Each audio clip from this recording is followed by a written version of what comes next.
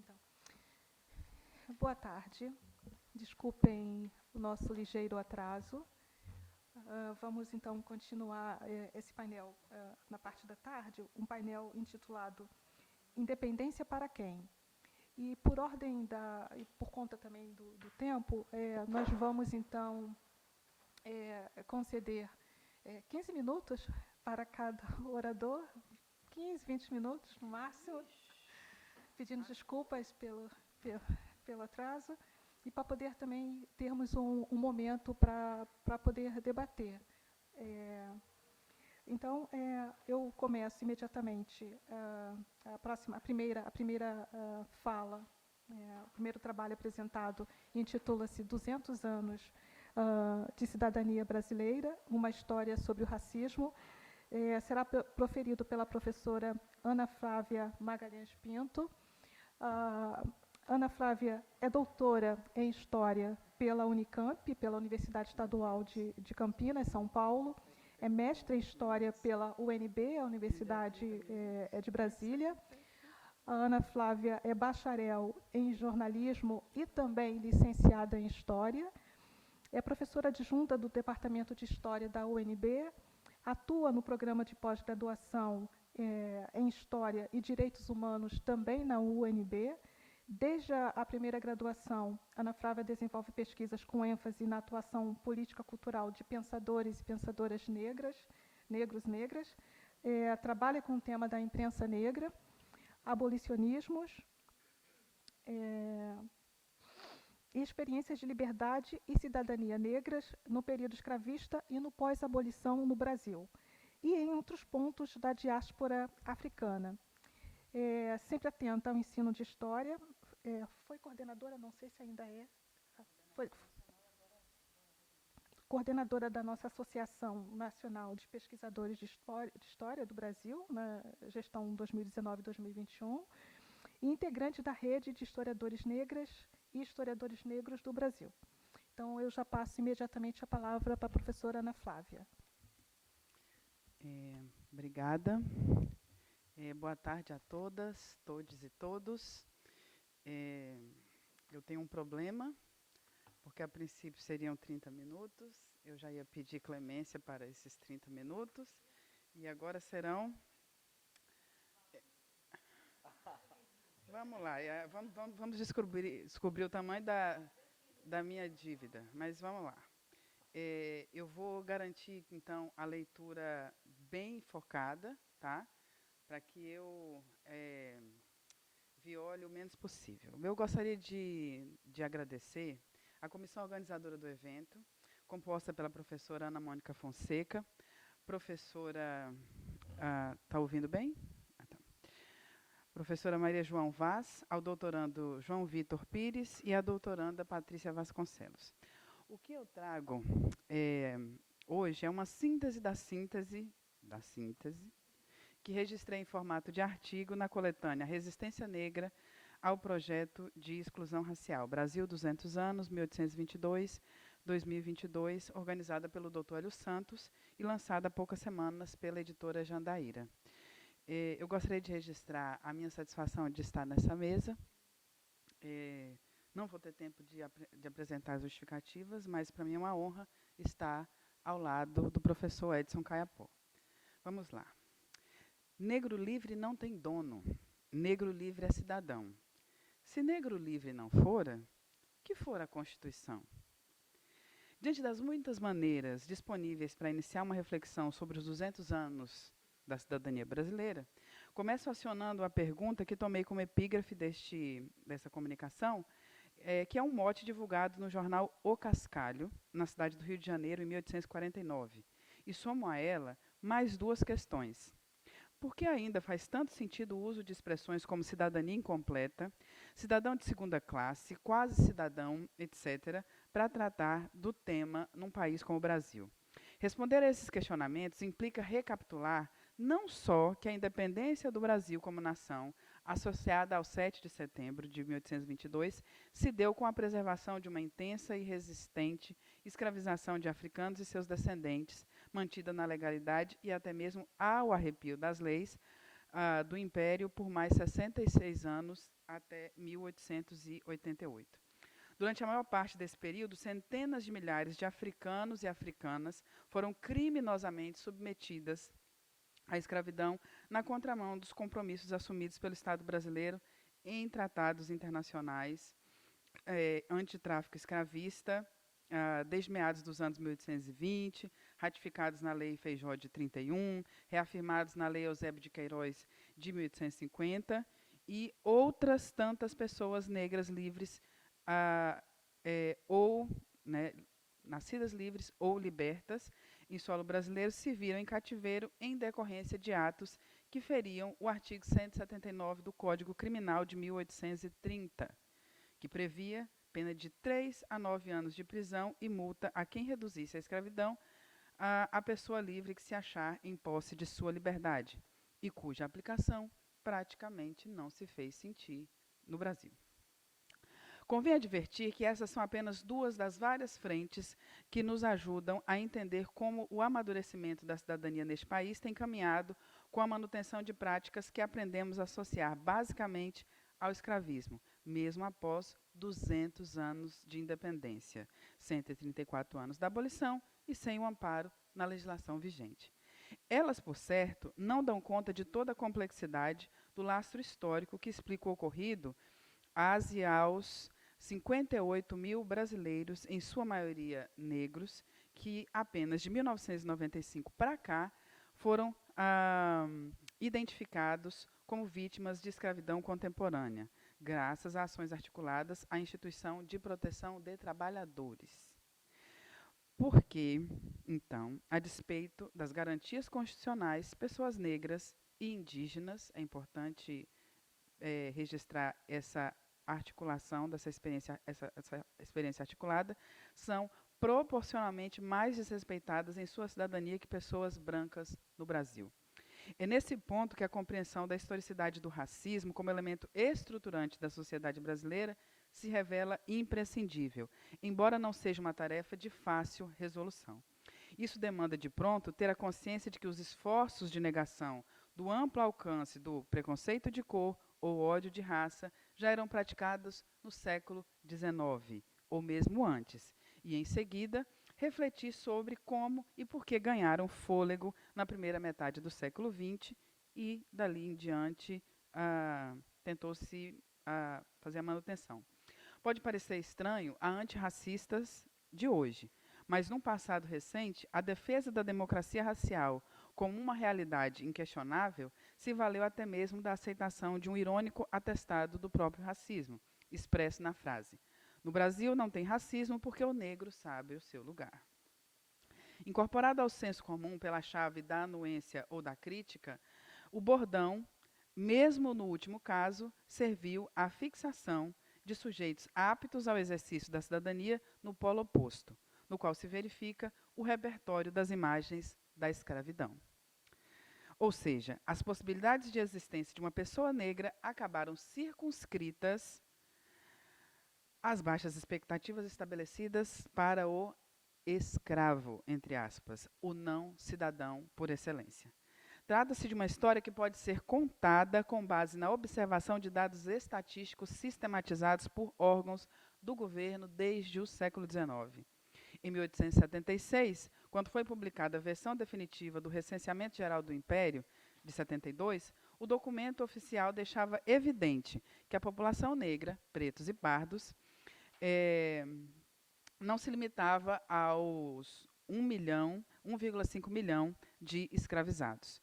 Homens e mulheres livres e escravizadas, pretos e pardos, correspondiam a 58% do total de habitantes. Para cada 10 desses indivíduos, 6 eram livres ou libertos. A despeito da mestiçagem, ou por força dela, o Brasil era uma nação cujas marcas da ascendência africana se faziam explícitas na feição do seu povo. Curiosamente, as múltiplas experiências da liberdade negra sobre as quais esses números nos convidam a pensar passaram ao largo dos comentários da época e da maioria dos estudos sobre a história do Brasil até bem recentemente. O estabelecimento de uma matriz narrativa fixada nos termos dicotômicos livres ou escravos contribuiu para que o primeiro se tornasse sinônimo de pessoas brancas e o segundo encapsulasse a vida dos homens e mulheres de origem africana que viveram no solo brasileiro até a abolição. Mais do que apenas um produto da ação da memória, Sidney Chalhoub, em A Força da Escravidão, analisou a precariedade da liberdade já na primeira metade do XIX e demonstrou como era comum, nas práticas cotidianas, tomar uma pessoa negra como escravizada até que ela se provasse livre ou liberta. A equivalência entre liberdade e cidadania não estava no horizonte. Em vez disso, o que se tinha eram costumeiras interdições afetando indivíduos negros com diferentes perfis. De tal sorte, a presunção da escravidão figurava como manifestação de dinâmicas de racialização e racismo profundamente arraigadas, tão profundamente que, a despeito do que pode ser lido nas tabelas censitárias e em inúmeros outros documentos, é comum deparar ainda hoje com pessoas que acreditam ou reproduzem a ideia de que a população negra começou a acessar a liberdade em 13 de maio de 1888, o que alimenta o equívoco segundo o qual, antes da abolição, esse segmento social não teria reivindicado direitos e sentidos de cidadania abertamente. Esse enquadramento, como sugerido, se articula com outro não menos refutável, mas matriz da nossa produção de análise, que vem a ser o da inexistência ou a superficialidade do racismo no Brasil. Essa negação, que alcança até dimensões cognitivas, muitas vezes, como um traço da sociedade brasileira, se firmou como um dos encaminhamentos necessários para os projetos de nação forjados pelas elites ao longo do tempo, sobretudo diante da necessidade de disfarçar certos impulsos de negação da humanidade e da cidadania plena a amplos segmentos da população. Assim, após quase 4 séculos explorando a maior quantidade de gente africana submetida à escravidão via tráfico transatlântico, e tendo sido o último país do continente a tornar o escravismo ilegal, o Brasil assistiu à imposição de um contrato social por parte das elites que, na segunda metade do século XX, foi nominalmente denunciado como mito da democracia racial por intelectuais ativistas negros. Por força desse mito, a população negra, no imediato pós-abolição, passou a ser tratada como expressão residual de uma fase superada ou em vias de ser, podendo existir sob a tutela paternalista ou a repressão atenta de governantes e agentes do Estado que diziam trabalhar para o progresso de todos, mas que, na verdade, operacionalizavam dinâmicas de exclusão, tal como vinha sendo feito já no século XIX com a população, com os povos indígenas. Graças a esse tipo de ocupação do terreno da cidadania, foi sendo atualizado o que Sueli Carneiro classifica como o dispositivo da racialidade, presente no modus operandi do conservadorismo brasileiro, fundado na centralidade do sujeito masculino, branco e conservador e concentrador de renda, que manifesta falsa ou relativa simpatia a quem rejeita para se manter no poder. Para isso, nega as violências praticadas e busca subdimensionar a existência dos que não se encaixam aos seus caprichos e projetos. Nessa dinâmica, que vem sendo reorganizada e renovada, não surpreende que muitos e muitas de nós leiamos o tempo presente nos termos de uma abolição inacabada ou falsa abolição. Acontece que seguir reconhecendo cidadãs negros e cidadãos negros como resíduos da escravidão, sujeitos incompatíveis como o que pressupõe ao se falar de cidadãos, em vez de romper com vícios de exclusão, acaba os reforçando. Acredito ser imprescindível voltar nossos olhares para o passado a fim de observar como, a despeito de sua precariedade, a liberdade e a cidadania negras no Brasil eram fartamente assinaladas e marcantes bem antes do fim da escravidão. A incompatibilidade entre pessoas negras e as imagens da liberdade é, pois, um sintoma desses esforços de sequestro da condição de sujeitos históricos, políticos e cidadãos. Assim, Mais do que circunscrever as vulnerabilidades da população negra estritamente na escravidão, precisamos reposicionar a nós mesmas, no que diz respeito à nossa capacidade de analisar historicamente a sofisticação do racismo brasileiro. Racismo este capaz de encobrir sujeitos, negar e naturalizar a barbárie e, portanto, interditar caminhos para que o enfrentamento intransigente seja visto como central em qualquer iniciativa de produção ou garantia de cidadania ou direitos humanos. A afirmação desta tomada de postura me parece decisiva para um acerto de contas com o passado, a começar por capítulos destacados da nossa história política nacional, como a elaboração da primeira Carta Magna. Que absurdo! Oh, meu pai. 6. Vamos lá. Porque, só registrando, porque não vai dar tempo de chegar ao final dessa apresentação, quando a gente pensa em racismo no Brasil, o acerto de contas a começar a ser feito não deve ser com a abolição. O acerto de contas a ser feito está ali na fundação, e não é com escravidão. É com o que se fez com uma massa muito expressiva de pessoas negras livres e também indígenas em condição de liberdade, que se tornaram incompatíveis, que eram sujeitos indesejáveis, né? E essa ideia de pensar a população negra a partir da abolição é algo que alimenta justamente esse vício que eu apontei na primeira parte. Então, a gente não vai conseguir aprofundar até o final, talvez no debate, mas vamos à Constituição de 24. Em setembro de 23, os integrantes da Assembleia Geral Constituinte Legislativa do Império do Brasil dedicaram-se, entre outras questões, à discussão sobre o conteúdo do que posteriormente se tornou o artigo 6º da Constituição de 24, o que estabelecia quem seriam os reconhecidos como cidadãos brasileiros. É importante registrar que o texto outorgado posteriormente muito incorporou do que fora elaborado pelos deputados da Constituinte que seria dissolvida. Em versão provisória, previa-se que seriam assim considerados cidadãos, até mesmo os escravos, entre aspas, que obtiverem carta de alforria. Contrário a essa redação, o deputado pela província do Ceará, Pedro José da Costa Barros, argumentou, um sujeito que até mesmo tinha fortes resistências a qualquer possibilidade de cidadania indígena. Eu nunca poderei conformar-me que se dê o título de cidadão brasileiro indistintamente a todo escravo que alcançou carta de alforria. Negros boçais, sem ofício nem benefício, não são, no meu entender, dignos dessa honrosa prerrogativa. Eu os encaro antes como membros danosos à sociedade a qual vem servir de peso quando lhe não causem males. Julgo, por isso, necessário coartar tão grande generalidade, concebendo este parágrafo nos seguintes termos: os escravos que obtiverem carta de alforria, que têm emprego ou ofício.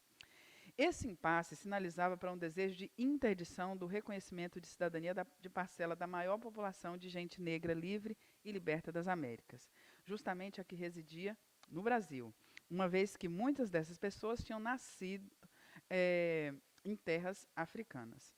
Impressiona demais a necessidade de cautela e limitações acerca da mão de obra que vinha impulsionando a economia local. Ocorre que outros constituintes tinham argumentos ainda mais cuidadosos, como o José Severiano Maciel da Costa, deputado por Minas, que via arriscadíssimas desvantagens em abrir livre guarda a tão amplos setores. Em suas palavras. Deixarei agora a consideração da Assembleia, ou antes, chamarei sua atenção para decidir se os africanos são tais que sua admissão livre e franquíssima para o grêmio da nossa família nada haja que temer. Se sabendo eles que nos são equiparados, sendo apenas forros, não aspirarão a avançar mais adiante na escala dos direitos sociais? Se sua superioridade numérica e consciência de sua força, senhores, não avançarei mais. Palavras dele ainda, não minhas. sejam, muito embora os africanos admitidos à nossa família, mas impondo-lhes condições boas para eles e para nós. Não sejam eles de melhor condição que os simples estrangeiros que valem mais que eles, que nasceram fora do país, a quem impomos a condição de domicílio. Demos-lhes a ocasião e tempo de provarem que são dignos de nós, de serem membros da nossa família. Portanto, em hipótese alguma, já são minhas palavras, mesmo com o ofício definido, os africanos libertos poderiam ser pressupostos como iguais. Era uma convicção compartilhada, tanto que José Maria da Silva Lisboa, deputado pela Bahia e futuro Visconde de Cairu, até admitia, né, o Thames até mencionou os desdobramentos dessa discussão, que lá na Constituição de 24, aparentemente os direitos civis estavam garantidos a todos, mas não todos. Mas os políticos eram ainda mais cerceados. Eu digo isso, não todos, porque, no final das contas, a despeito desses argumentos do futuro Visconde de Cairu e de outros favoráveis ou não, no texto, na versão final do texto constitucional, né, na Constituição de 25 de março de 24, o primeiro parágrafo do texto definiu assim: são cidadãos brasileiros os que no Brasil tiverem nascido, quer sejam ingênuos ou libertos, ainda que o pai seja estrangeiro, uma vez que este não resida por serviço de sua nação. O primeiro texto constitucional brasileiro não impedia as alforrias. Ai, não vai dar tempo de falar um monte de coisa. Mas, sem precisar dizer isso explicitamente, lançava africanos libertos na condição de apátridas, ou seja, estrangeiros sem nacionalidade, como sinalizado por Manuela Carneiro da Cunha e Beatriz Mamganian.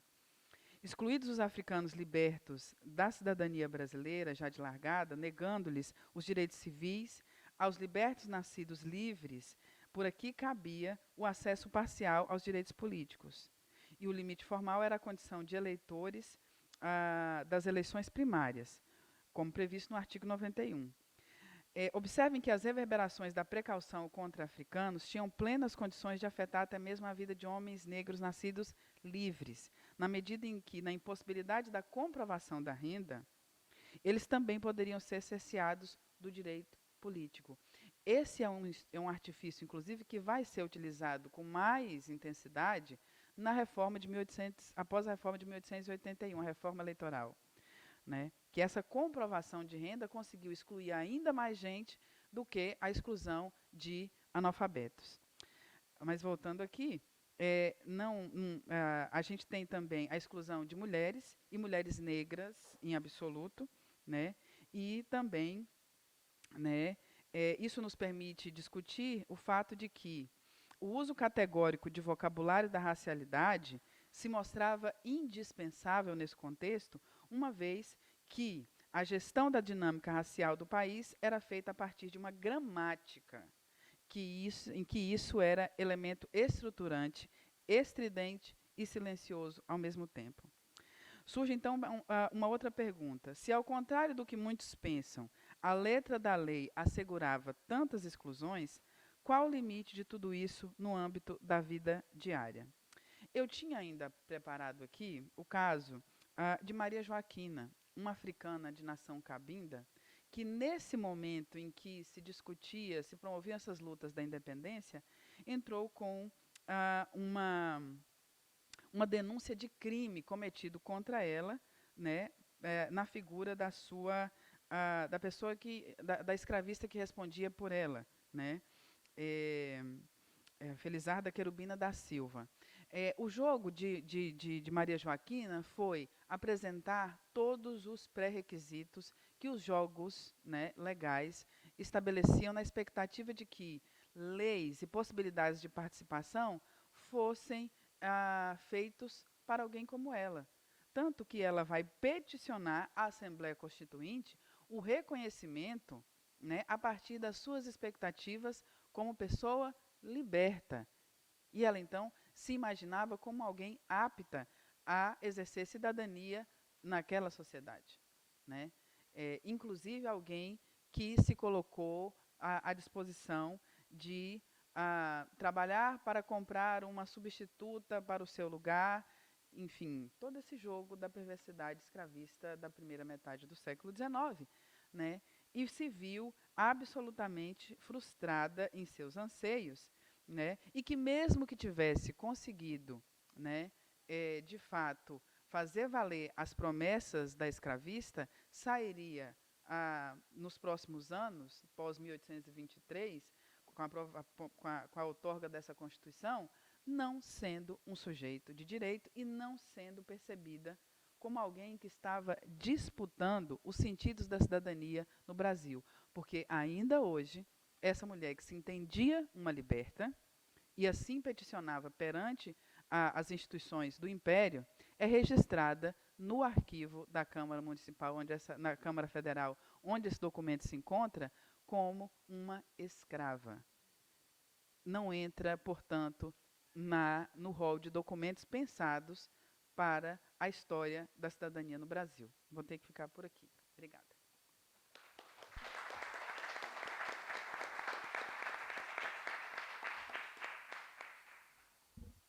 Me sinto numa posição muito indelicada de ter que interromper esses exemplos fantásticos, né? Mas eu acho que e a minha voz é muito baixinha. Então, eu igualmente sinto-me muito, muito honrada de estar numa mesa com essas pessoas maravilhosas que eu admiro, excelentes profissionais, e tenho agora o prazer de apresentar o professor Edson Caiapó. Edson Caiapó pertence ao povo Mebencocré, desculpe se não pronunciei bem, Edson, nascido no estado do Amapá, Amazônia. É ativista do movimento indígena e ambientalista no Brasil. É doutor pelo programa de pós-graduação em História, em Educação, História, Política, Sociedade, da Pontifícia Universidade Católica de São Paulo, com pesquisa financiada, né, pelo CNPq e pela CAPES em 2012, e é mestre em História Social também pela PUC, com também financiamento do CNPq. Graduou-se em 1997 em História pela Universidade Federal de Minas Gerais. Possui uma pós-graduação lato sensu em História e Historiografia da Amazônia pela Universidade Federal do Amapá. Percorreu o país todo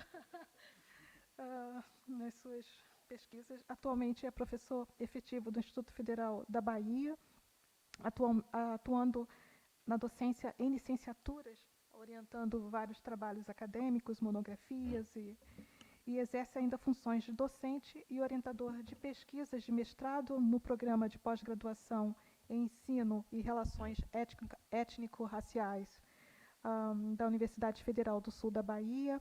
É palestrante, assessor em projetos artístico-educacionais, escritor premiado pela Unesco e pela Fundação Nacional do Livro Infantil e Juvenil, membro da Comissão Assessora para a Inclusão Acadêmica e Participação dos Povos Indígenas, o CAIAP da Unicamp, e também organizou com Daniel Munducuru e Ayrton Krenak, que costuma mais vir aqui a Portugal, o livro Ontologia Indígena, publicado em 2009.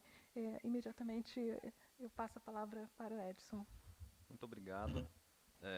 Eu quero agradecer assim, pelo convite para eu estar aqui, né, e pela organização desse evento, certamente muito, muito bonito.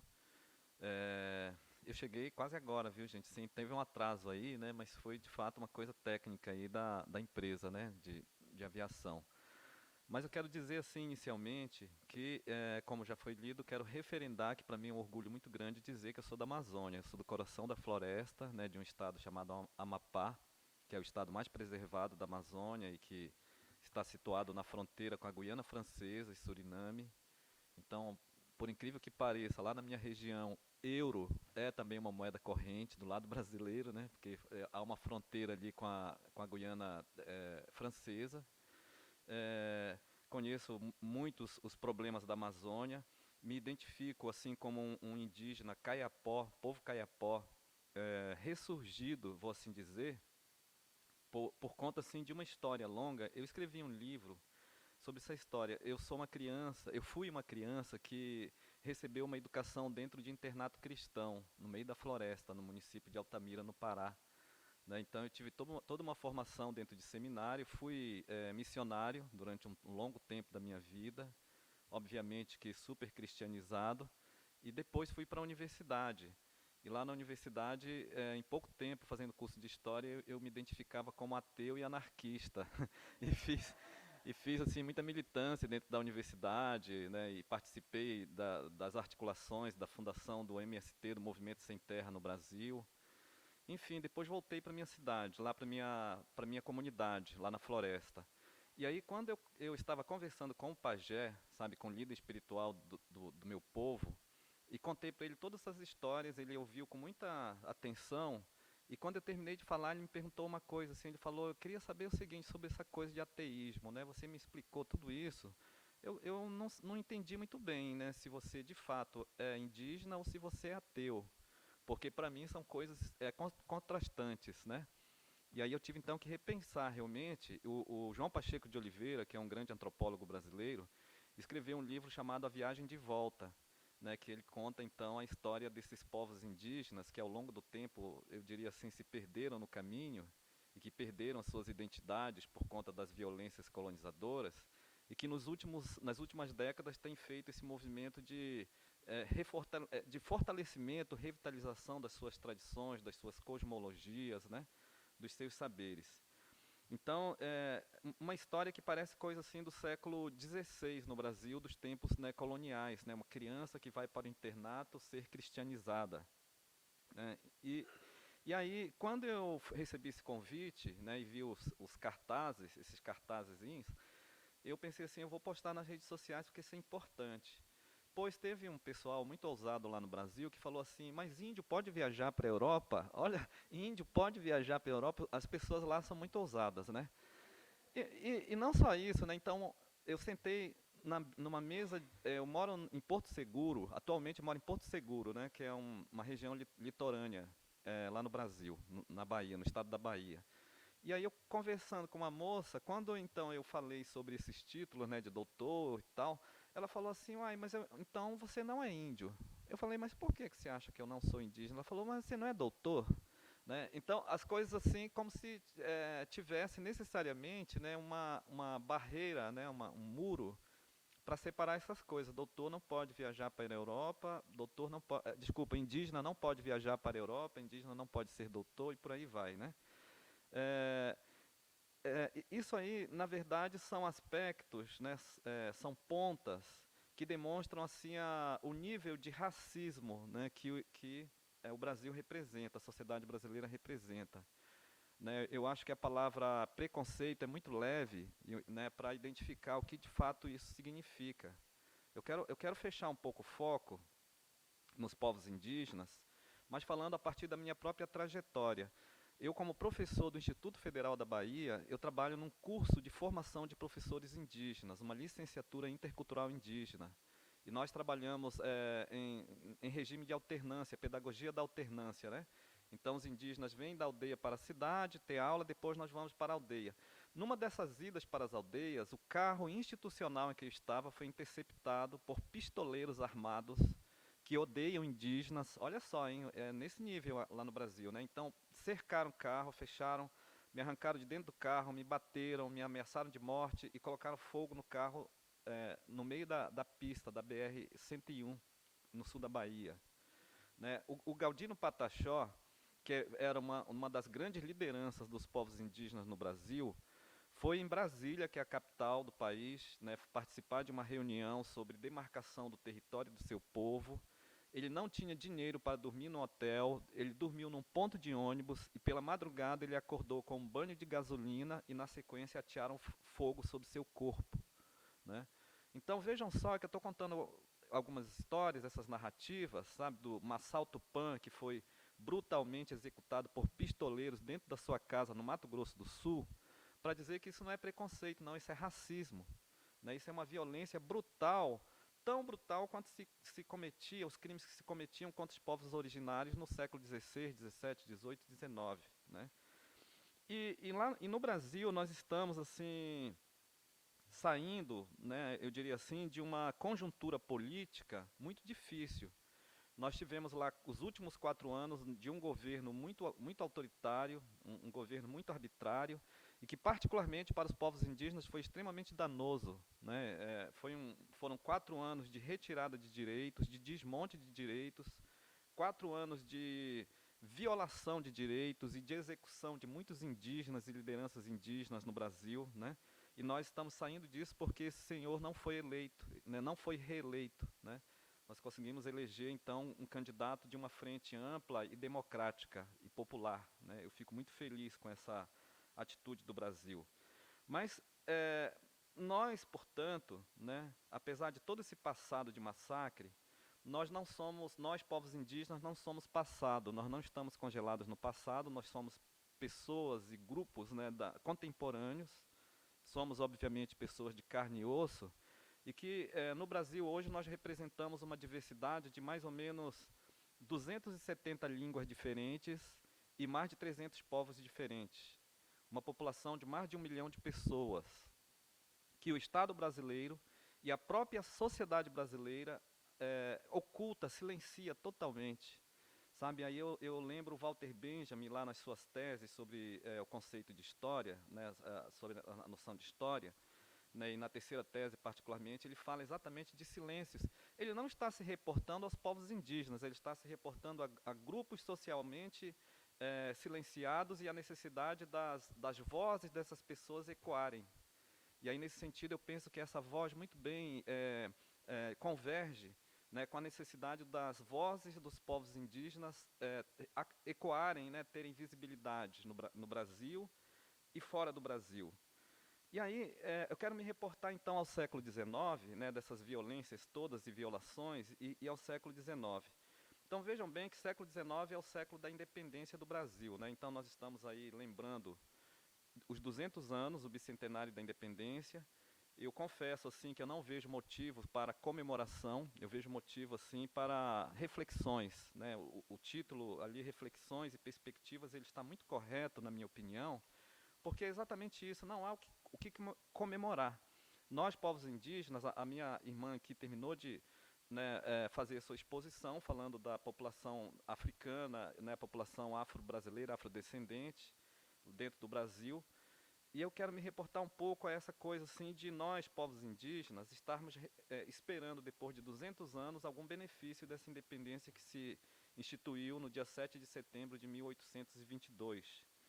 Mas antes disso, para contextualizar um pouco, eu acho que é importante dizer que nós, historiadores, percebemos assim de maneira muito evidente que o século XIX foi o século por excelência da montagem de uma orquestra de extermínio dos povos indígenas. Então vejam só, a primeira Constituição brasileira de 1824 não faz nenhuma referência aos povos indígenas. Há um completo silêncio sobre povos indígenas. A literatura, né, que teve muita voz e vez no Brasil no século XIX, né, a literatura do romantismo, né, particularmente do José de Alencar, foi um desfavor para os nossos povos. José de Alencar transformou os povos indígenas em pessoas muito dóceis, domesticadas, que não apresentavam nenhuma resistência contra a violência colonizadora. Tem uma obra escrita pelo estudioso da literatura, né, Alfredo Bossi, falecido professor da USP, em que ele escreveu, então, a Dialética da Colonização, e lá tem um capítulo intitulado Mito Sacrificial, no qual ele vai dizer exatamente sobre as características desse romantismo do José de Alencar, que foi extremamente violento para os nossos povos. E todas as histórias, no final das contas, no final, elas apresentam o índio morto, ou a índia morta, né? Eles são muito lindos, né? O romantismo, né, eles são lindos, a pele, os olhos, o cabelo e tal, toda uma descrição de boniteza, mas o final é a morte. E, no decorrer da história, uma paixão profunda dos indígenas pela violência colonizadora, né? Não há uma resistência, há uma admiração pela violência colonizadora. Então, vejam só, do ponto de vista legal, o Estado brasileiro está colocando ponto final, não tem mais indígena, os indígenas estão silenciados na legislação. Do ponto de vista literário, os indígenas são bonitos até, e até contribuíram para a formação do povo brasileiro, mas eles não mais existem. E do ponto de vista científico, né, foi criado ali no século XIX o Instituto Histórico e Geográfico Brasileiro, né? Era o que havia de mais brilhante no campo da ciência, e um dos seus expoentes máximos, um senhor chamado Francisco Van Hagen, dizia que os povos indígenas seriam extintos não pela violência colonizadora, mas pela incapacidade dos povos indígenas acompanharem o progresso nacional. Né? Então estava dado ali o triste fim, né, que era o extermínio inevitável. Chegavam a apostar que o último indígena viveria até o ano 2000, e aí, contra o naufrágio de todas essas profecias, eu quero dizer assim que nós estamos aqui, sempre estivemos e sempre estaremos, me reportando especialmente aos nossos territórios originários no Brasil.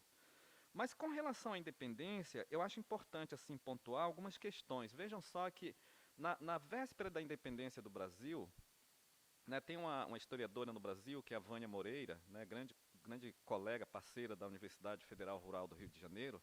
Ela fala da tupinização dos nomes, né, dos políticos brasileiros no século XIX, nas vésperas ali do processo de independência.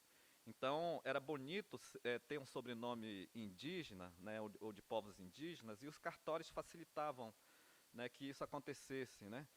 Só que essas pessoas que adotavam sobrenomes indígenas eram anti-indígenas, né? Um dos sinais que demonstravam, né, o caráter de apoio à política autonomista do Brasil, né, em relação a Portugal era exatamente o adotar um sobrenome indígena. Só que esses senhores, quando foram participar, por exemplo, da Constituinte, né, em 1823, eles todos se posicionaram radicalmente contra os indígenas, dizendo que os indígenas não tinham espaço nessa nação que estava surgindo. Ou que, se quisessem participar dessa sociedade, eles tinham que abandonar os seus hábitos cruéis, as suas bebedices, as suas poligamias, as suas mentiras, as suas traições. Era nesse formato que os indígenas eram apresentados por eles, né? Na verdade, muitos desses senhores sequer acreditavam na possibilidade de os indígenas, de fato, serem cidadãos da nação brasileira. José de Alencar, que foi um dos mais otimistas, ele dizia assim, não, os indígenas têm condições sim de participar da sociedade brasileira, mas eles têm que abandonar todos esses hábitos perversos em que eles estão, né, colocados. De tal maneira que os povos indígenas foram silenciados do projeto oficial de independência e não tivemos participação nesse projeto oficial de independência. Mas aí alguém pode perguntar assim, mas os indígenas não participaram? Participaram, lógico, porque os indígenas são protagonistas da história, né? Nós fazemos parte da história brasileira, fizemos no passado e fazemos no tempo presente. Mas eu gosto de perceber assim o campo da resistência e pensar na participação dos povos indígenas em outros movimentos, sabe, em outros momentos, sabe? E aí eu me reporto, e não temos tempo aqui de pormenorizar, mas eu gosto muito e já me debrucei muito no estudo da cabanagem, que foi um movimento muito lindo que aconteceu na Amazônia, né? A Amazônia se colocando como um espaço que poderia, inclusive, romper com o Brasil para se tornar numa outra nação, exatamente por conta de que o Estado brasileiro não tinha um olhar, né, para a Amazônia com suas diversidades sociolinguísticas.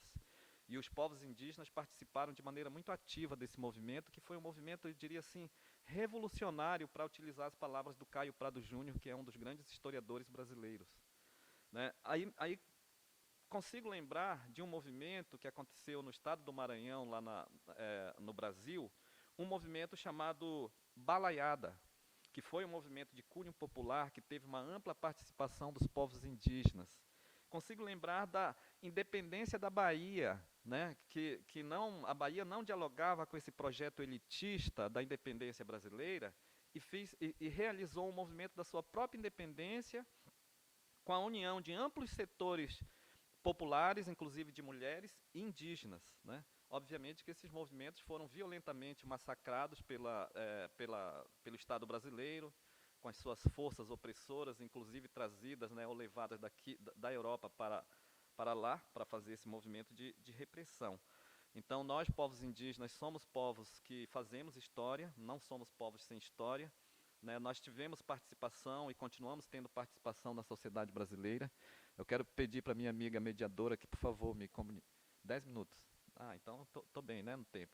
E dizer assim que que os povos indígenas estão muito empenhados e debruçados num projeto de resistência. Essa violência colonizadora, ela obviamente tem trazido historicamente muitas baixas, né, em termos de línguas que são extintas, de povos e aldeias que são extintas, mas, mas há também uma resistência muito efetiva. E os nossos povos têm tido sabedoria para organizar estratégias de resistência muito efetivas. Só para dar um exemplo, né, o Ronaldo Vanfas, que é um grande historiador brasileiro, escreveu um livro chamado A Heresia dos Índios, né? E aí ele fala, então, dos missionários jesuítas chegando no século XVI na região do Recôncavo Baiano, né, para catequizar os Tupinambá, povo indígena. E os Tupinambá ficaram observando com muito cuidado todo aquele processo ali, né, de cristianização. E depois de algum tempo, os Tupinambá criaram uma religião chamada Santidade do Jaguaribe. A Santidade do Jaguaribe pressupunha a construção de templos e pressupunha a organização de uma doutrina. E essa doutrina determinava que tinha sim um criador e mantenedor de todas as coisas, e esse ser, o nome desse ser é Tupã, criador e mantenedor de todas as coisas. E que existe também a força do mal, né? Aquilo que os cristãos chamam de demônio, Satanás e tantos outros nomes, existe sim.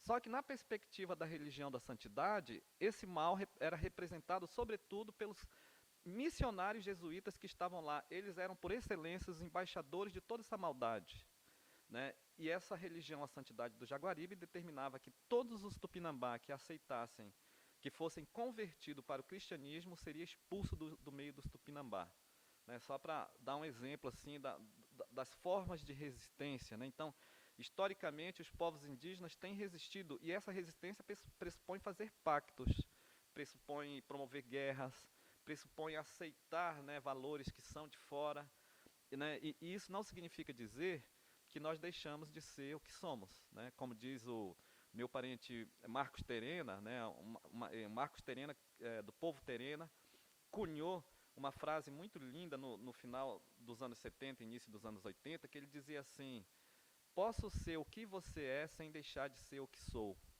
Posso ser o que você é sem deixar de ser o que sou.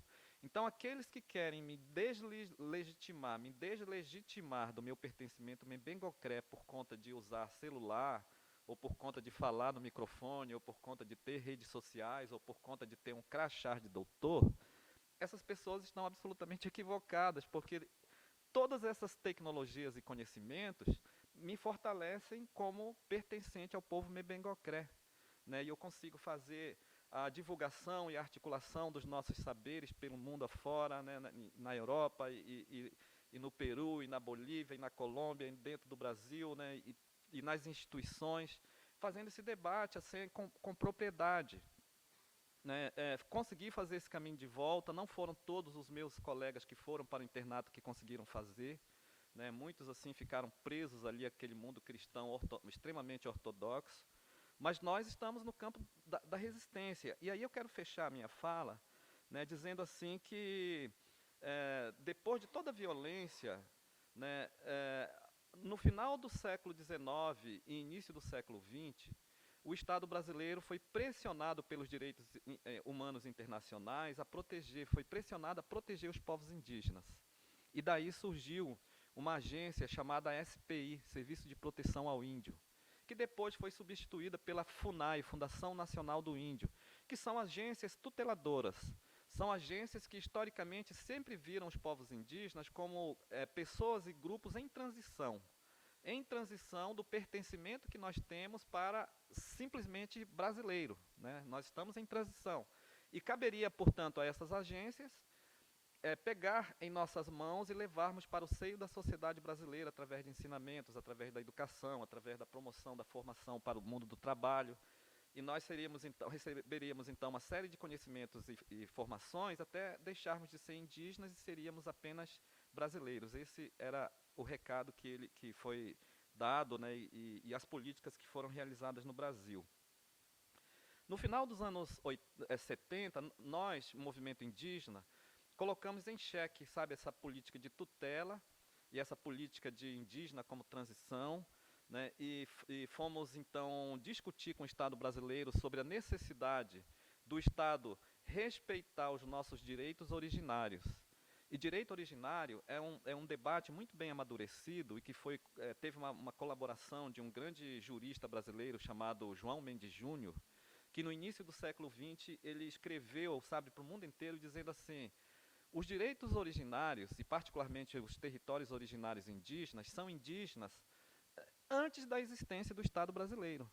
E, portanto, cabe ao Estado brasileiro proteger os direitos originários e demarcar os territórios indígenas. O Estado brasileiro não tem que questionar esses direitos, ele tem apenas que realizar através da lei, através de ações públicas, de ações efetivas.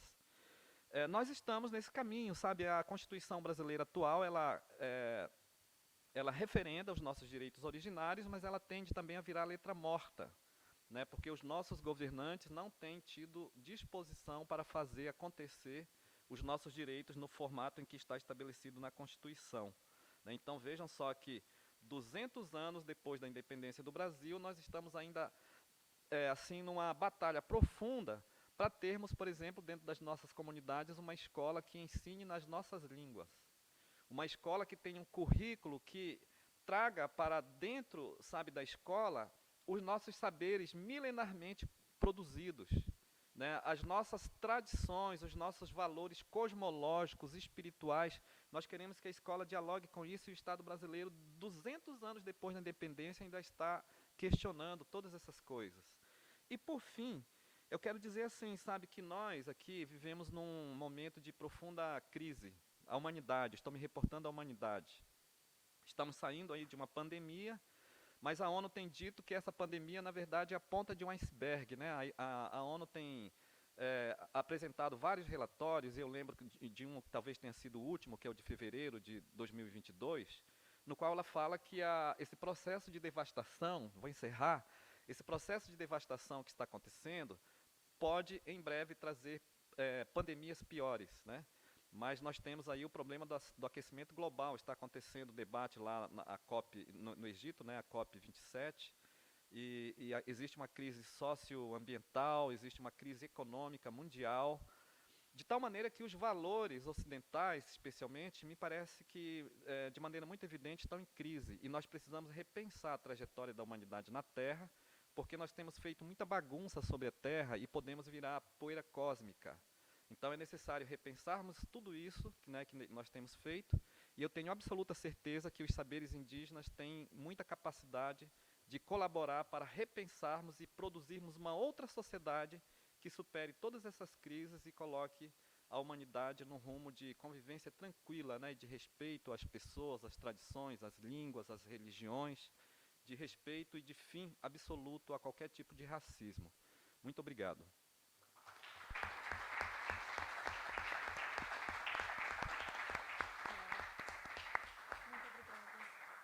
Muito obrigada, Edson.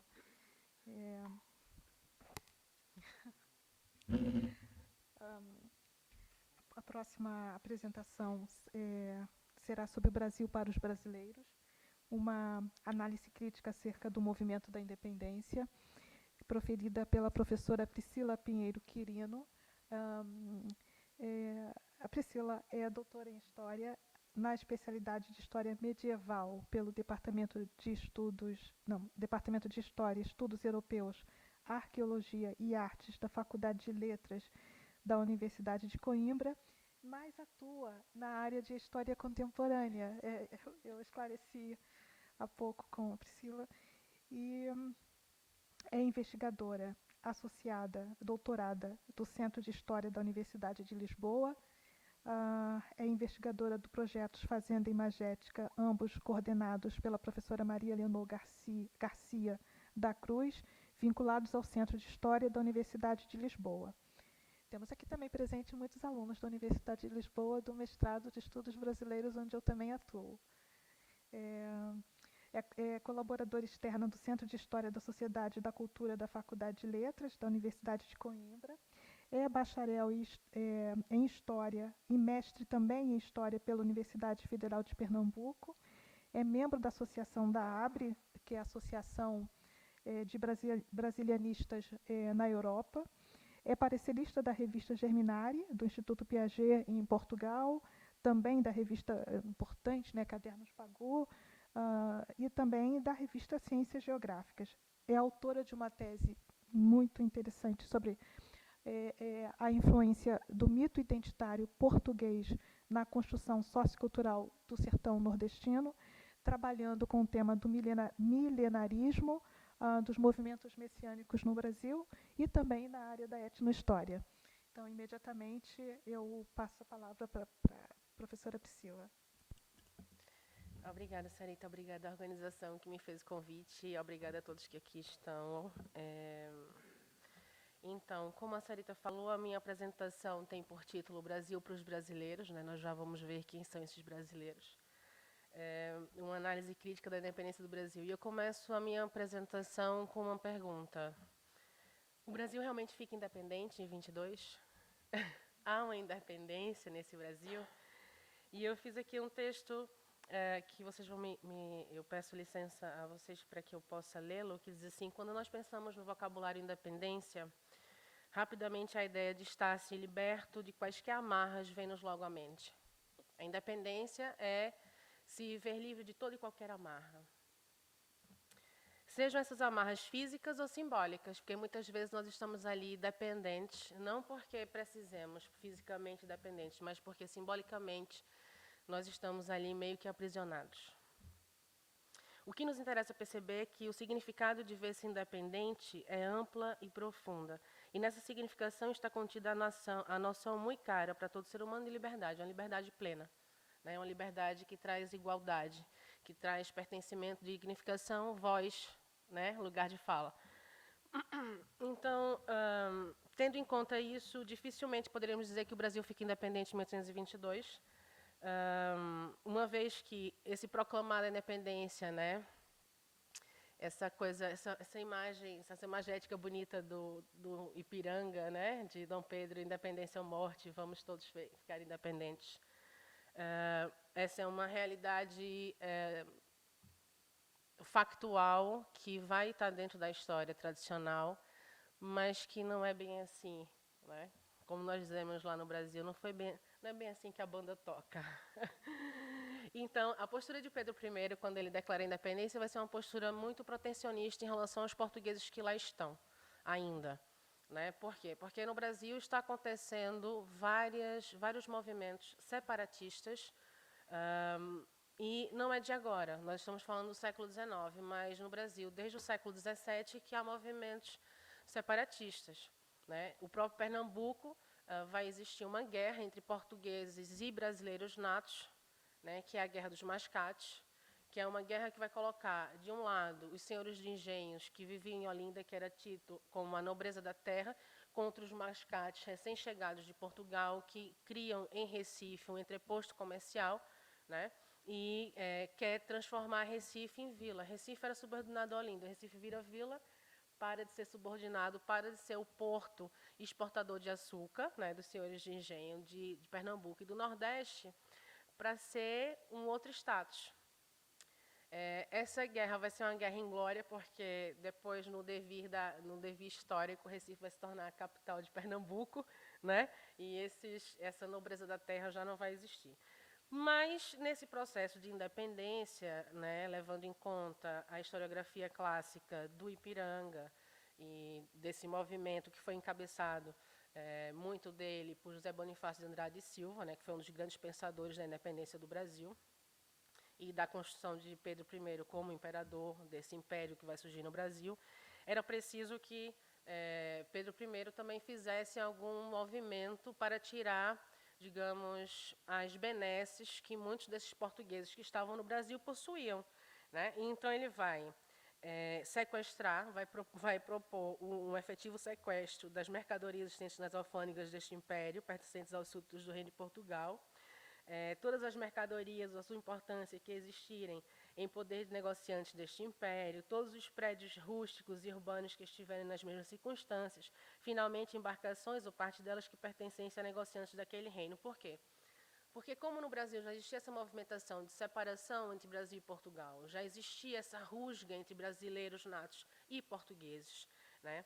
era preciso que houvesse ali algo visível para a população brasileira nata, de que os portugueses que ali se encontravam estavam tendo alguma desvantagem com essa preparação desse movimento realmente independente, que nós sabemos que é uma independência mais política, né, de viés político e econômico, do que propriamente uma independência social, onde todo aquele nato brasileiro, independentemente da sua etnia, realmente fique independente e livre.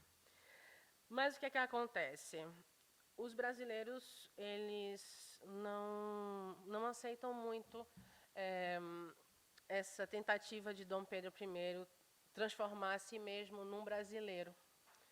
E muitos desses brasileiros políticos, obviamente, né, porque são eles que vão fazer também esse movimento, então eles vão lembrar, mas espera aí, o nosso imperador, ele é o herdeiro da coroa de Portugal. Ele nasceu em Portugal, né? Ele não é brasileiro nato, ele pode assumir a qualquer momento a coroa portuguesa, então que tipo de imperador é esse? Quem é essa pessoa que está fazendo a nossa independência? Então, o Dom Pedro vai, mais à frente, obviamente, abrir mão desse império, né, desse título de imperador, em favor do seu filho, que era brasileiro nato, e que vai acalmar um pouco os ânimos. Mas, entretanto, e aqui eu trago uma referência de Luiz Henrique Dias Tavares, que escreve um livro, Independência do Brasil na Bahia, que ele vai dizer que, na Bahia, como foi aqui falado pelo Edson, a Bahia tinha um movimento muito próprio, muito particular e singular, né, nessa sua independência. E vai dizer que vai haver entre si ali uma junção entre uma frente ampla, né? Vão ter os brancos, detentores de terras, vai ter os que tinham cargos públicos, né? Os escravos e negros forros e também os indígenas. E ele vai dizer que cada um desse segmento da sociedade da Bahia, ele tinha, obviamente, o seu próprio as suas próprias reivindicações particulares. Entretanto, eles tinham algo em comum: a aversão ao português. Então, é essa aversão ao português que está ali, que vai fazer com que eles se juntem para fazer essa independência. E aí nós vamos ver movimentos independentistas, não só na Bahia, mas como Pernambuco, Maranhão, Pará, né? Então, várias regiões do Brasil vão fazer movimentos. E eu vou pedir licença para dar destaque, não é porque eu sou pernambucana não, viu? Mas para dar destaque à Revolução Pernambucana de 1817, que vai acontecer 5 anos antes do movimento de independência. Por quê? Porque a Revolução Pernambucana de 1817, ela ocorre exatamente a 6 de março de 1817, vai ser a única de todas as revoltas, de todos os movimentos, vai ser o único que verdadeiramente se transformará em república. Pernambuco vai ser uma república por 3 meses. E aqui eu passo a ler. A Revolução de 17, também conhecida como Revolução dos Padres, pela participação efetiva dos eclesiásticos no movimento. Dentre todos os movimentos separatistas ocorridos no Brasil do século XIX, esta revolução foi o único que conseguiu sair da fase de conspiração e atingir um processo revolucionário de tomada de poder.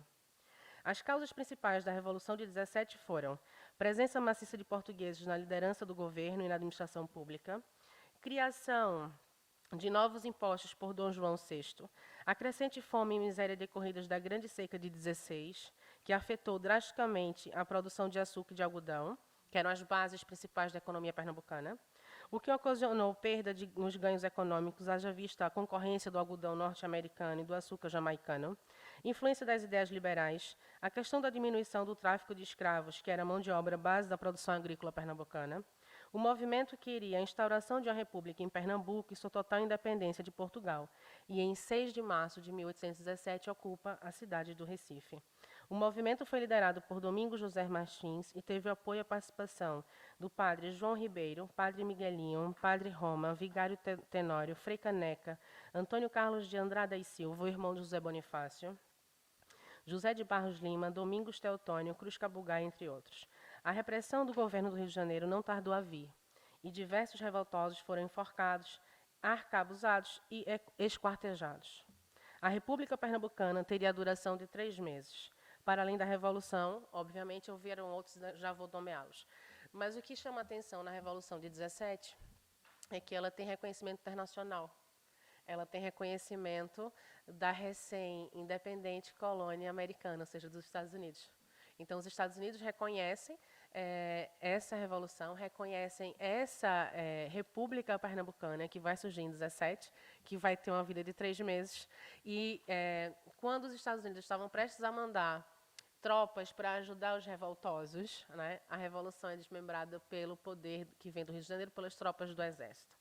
Mas, além dessa, ocorreram também, em Pernambuco, a Confederação do Equador, entre 1823 e 1824, depois a Revolução Praieira, de 48 a 50, depois a Cabanada, já não é mais em Pernambuco, de 32 a 35, a Cabanagem, de 35 a 40, a Revolta dos Malês, em 35, a Sabinada, de 37 a 38, a Balaiada, de 38 a 41, e a Revolução Farroupilha, no Sul, de 35 a 45. Isso quer dizer que o processo de independência, para os brasileiros natos, ele já acontecia há bastante tempo. Ele não vai ser oriundo de uma declaração de Pedro I em cima de um cavalo à beira do Riacho Ipiranga no dia 7 de setembro. Né? Ele não vai ser oriundo somente das Cortes de Lisboa, nem da Revolução do Porto de 1820, que vai tentar fazer com que o Brasil volte ao seu status de colônia, né, com os portos fechados e com a economia voltada para aquele círculo colonial que nós conhecemos tão bem. Já existia, dentro do Brasil, uma tentativa, em diversos pontos distintos, de fazer com que o Brasil fosse realmente um território para o brasileiro nato, para aquele que estava ali, para aquele que fomentava a sociedade. Mas o que é importante salientar é que, assim, muito do que eu falei aqui logo no começo, que eu li para vocês, chama-se historiografia eurocêntrica. É uma visão que a gente tem o herói que faz o ato, né, e esse herói liberta toda a gente. Mas esse herói faz o ato, mas se esse herói não tiver um apoio, um suporte do povo, para quem supostamente ele faria o ato não se consolida. Né? Por que aqui em Pernambuco o 17 se consolida? Porque Pernambuco, em 17, são os padres, são os maçons, são os políticos, mas são os indígenas, são os caetés, são os negros alforriados, são aqueles negros que fogem, que estão nos quilombos. E são pessoas que vêm de várias regiões, não só do estado de Pernambuco, mas das cercanias, que fazem parte. E vai acontecer também em 24, na Confederação do Equador, e vai acontecer na Praieira, e vai acontecer em todas as outras. Então, o próprio movimento, aqui em Portugal, estava acontecendo um movimento de restauração portuguesa em 1640, e no Brasil estava acontecendo a expulsão dos holandeses.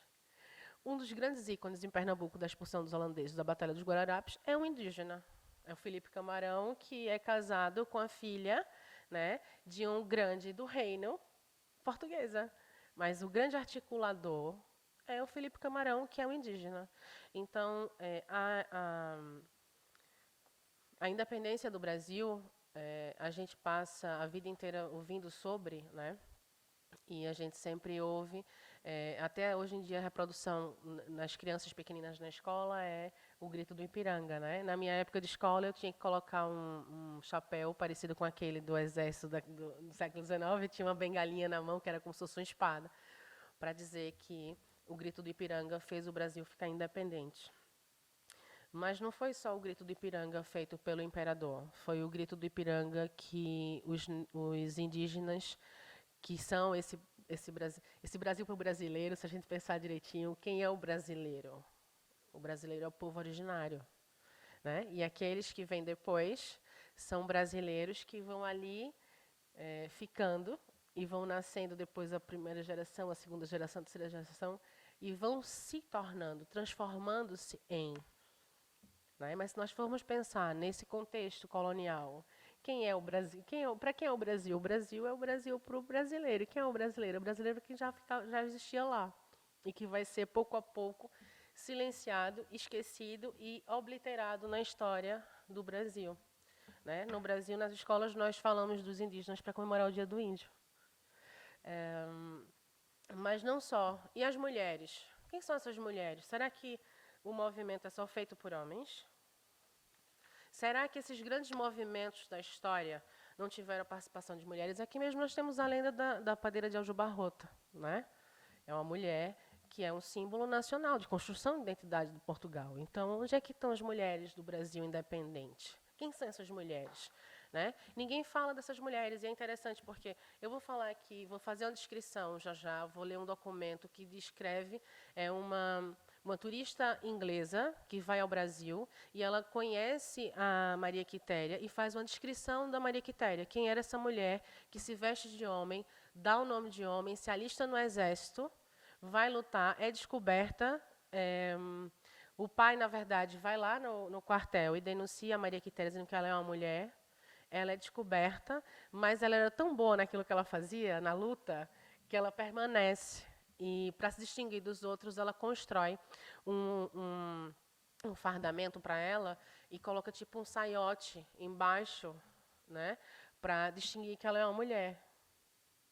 Então, essas mulheres também foram importantes. Agora, a primeira vítima do movimento da independência é uma freira baiana. Quando as Cortes de Lisboa dizem que o Brasil tem que voltar a ser como era, e nós sabemos que o exército brasileiro que estava lá era português, e estava muitos a favor do que tinha sido decidido em Lisboa. Então, eles começam a fazer atos de violência, e chegam, inclusive, às portas do convento da Lapa, em Salvador, para tentar ver se não tinha ali nenhum dissidente revoltoso, né, baiano, que tivesse, porventura, se escondendo no convento, ou se as freiras não estavam sendo obrigadas, ou por vontade própria mesmo, escondendo armamentos para esses homens que estavam fazendo a resistência. E ela impede a entrada desses homens, ela tenta impedir a entrada desses homens, ela já tinha 60 anos, era a segunda vez que ela era abadesa desse convento, e ela vai morrer, vai ser ferida, e vai morrer em fevereiro de 22. Veja, a independência do Ipiranga é em setembro. Ela morre em fevereiro, quando já existe uma efervescência social no Brasil para que esse processo de ruptura ele se permaneça, ele se consolide, né? Então, a primeira vítima da independência é uma mulher, e é em fevereiro, na frente do convento. E o pior, que é uma mulher freira, né? E depois dessa mulher freira, nós temos Nós temos a Maria Quitéria, né? Maria Quitéria é um grande ícone desse movimento. Alguns dizem que ela não existiu, né? Que ela é uma lenda, é uma fantasia. Bem, os relatos dizem que ela existiu. Os relatos históricos, né, de pessoas daquele tempo dizem que ela existiu. Então, entre aqueles que falam que ela é uma lenda e os relatos históricos, como historiadora, obviamente, eu vou para o documento. Então, aqui eu passo a ler para vocês a descrição da Maria Graham, quando ela conhece a Maria Quitéria. 29 de agosto. Recebi hoje uma visita de Dona Maria de Jesus, jovem que se distinguiu ultimamente na Guerra do Recôncavo. Sua vestimenta é a de um soldado de um dos batalhões do imperador, com a adição de um saiote escocês, que ela me disse ter adotado da pintura de um escocês como uniforme militar mais feminino. Dona Maria contou-me diversas particularidades relativas às suas próprias aventuras. Parece que logo no começo da Guerra do Recôncavo, percorreram o país em todas as direções emissários do governo para inscrever voluntários. Que um desses chegou um dia à casa de seu pai na hora do jantar, que seu pai o havia convidado a entrar e que depois da refeição ele começou a falar sobre o objetivo de sua visita. Começou ele a descrever a grandeza e a riqueza do Brasil e a felicidade que poderia alcançar com a independência. Atacou a longa e opressiva tirania de Portugal e a humilhação em submeter-se a ser governado por um país tão pobre e degradado. Ele falou longa e eloquentemente dos serviços que Dom Pedro prestara ao Brasil, de suas virtudes e nas da imperatriz, de modo que, afinal, disse a moça, senti o coração ardendo em meu peito. Seu pai, contudo, não partilhava em nada de seu entusiasmo. Era velho e disse que nem poderia juntar-se ao exército, nem tinha um filho para lhe enviar. E quanto a dar um escravo para as tropas, que interesse tinha um escravo em bater-se pela independência do Brasil? Ele esperaria com paciência o resultado da guerra e seria um pacífico súdito do vencedor. Dona Maria escapuliu então de casa para a casa da sua irmã, que era casada e morava a pequena distância. Recapitulou o grosso do discurso do visitante e disse que desejaria ser homem para poder juntar-se aos patriotas. Pelo contrário, disse a irmã, se não tivesse marido e filhos, por metade do que você diz, eu me juntaria às tropas do imperador. Isso foi, basicamente. Maria obteve algumas roupas pertencentes ao marido da irmã. E como seu pai estava para ir à cachoeira a fim de negociar algum algodão, resolveu aproveitar a ocasião e partir atrás dele. Bastante perto para ter proteção em caso de acidente na estrada, bastante longe para escapar de ser presa. Afinal, a vista de cachoeira parou, e saindo da estrada, vestiu-se à moda masculina e entrou na cidade. Isto foi sexta-feira. No domingo, ela arranjou as coisas tão bem que já havia entrado no regimento de artilharia montando guarda. Ela é iletrada, mas inteligente. Sua compreensão é rápida e sua percepção aguda. Penso que com a educação ela poderia ser uma pessoa notável. Não é particularmente masculina na aparência. Seus modos são delicados e alegres. Não contraiu nada de rude ou vulgar na vida do campo e creio que nenhuma imputação se consubstanciou contra sua modéstia. Uma coisa é certa, seu sexo nunca foi sabido até que seu pai requereu a seu oficial comandante que a procurasse. Não há nada de muito peculiar em suas maneiras à mesa, exceto que ela come farinha com ovos ao almoço e peixe ao jantar, em vez de pão, e fuma charuto após cada refeição, mas é muito sóbria.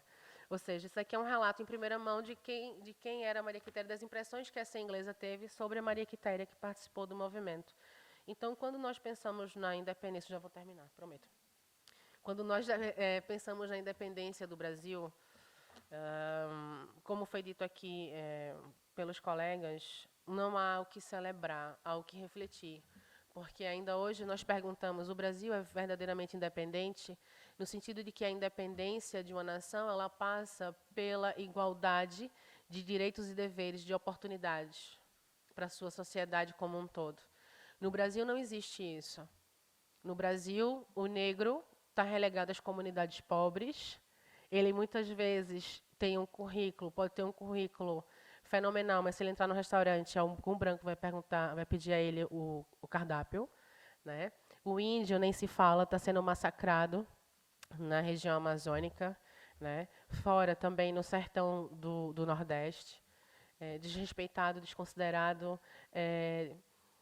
desumanizado, eu diria, né? Então, se você é indígena ou descendente de indígena, se você é negro, se você é pobre, no Brasil não existe espaço para você ser independente, para você fazer parte desse Brasil independente. Você não tem direito à voz. E se você é preto, é pobre e é mulher, aí também temos um problema no lugar de fala. Então, que nós possamos refletir sobre esses 200 anos da independência do Brasil, não com esse olhar de que realmente a independência foi um movimento branco, português, masculino, porque foi, né? Mas como um Brasil que precisa reconstruir-se, né, a cada dia, desses anos que virão, né, do próximo, né, dos 300 anos dessa independência, que nós possamos ser um Brasil independente, mas ainda mais um Brasil consciente do que é ser Brasil, né, que ainda a gente não tem muito essa consciência. Bem, é isso. Obrigada.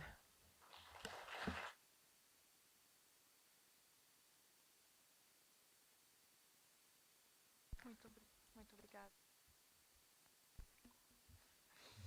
Muito obrigada, Priscila. Muito obrigada a todos meus colegas na mesa. Acho que cumprimos o objetivo de tecer reflexões e apontar perspectivas, não é, para esse bicentenário. Como eu comecei de manhã falando, diz mais do nosso tempo presente do que provavelmente do passado. E então acho que temos aí 10 minutos para não atrapalhar a dinâmica do próprio, mais 15 minutos, para não atrapalhar a dinâmica do próximo painel, que começa às 17h30. Tem um intervalo para o café. Então, por favor.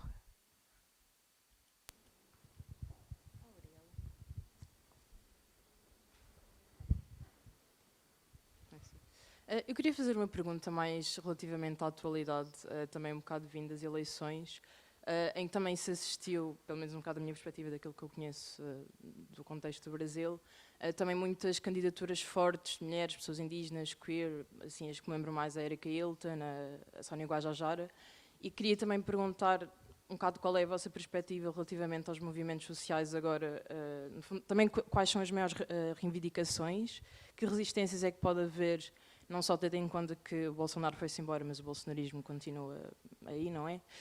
E mesmo tendo em conta que o próprio governo Lula, apesar de ser uma figura bastante de esquerda e progressista, e também no seu último governo houve bastantes avanços, no fundo é um governo também bastante centro e pode eventualmente até ser um bocado de centro-direita, não sei. Mas no fundo é um bocado essa a pergunta. Acho que é uma pergunta para a mesa. E talvez pela ordem das apresentações. Sim.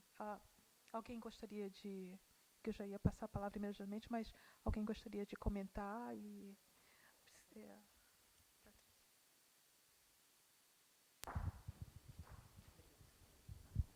É uma pergunta mais para o professor Edson, mas todos podem se sentir à vontade para responder. Em algum momento na sua fala, você mencionou a questão dos livros e citou especificamente o José de Alencar, sobre como que era a visão que queriam passar do índio como uma pessoa, como um povo que era submisso e que era dócil, e eu, particularmente, li na escola Guarani, e imagino que pessoas da minha geração, praticamente todas, tiveram que ler o Guarani na escola. E o professor também citou que trabalha hoje na formação de professores indígenas, pelo que eu entendi corretamente. Eu queria saber como que você consegue fazer essa ponte entre formação de professores indígenas para pessoas que podem ser não indígenas, imagino, indígenas e também não indígenas, e como que a gente consegue, dentro da escola, mudar essa literatura que nós somos obrigados a ler, que já não faz sentido nenhum no mundo, como nunca fez, na verdade, sentido para todos nós do que é estudar literatura brasileira, né? Então, eu queria saber como que vocês conseguem, na prática, tentar mudar um pouco essa dinâmica da literatura nacional e o que vocês propõem que os jovens hoje leiam de diferente do que nós lemos antigamente. Obrigada. Sim, por favor.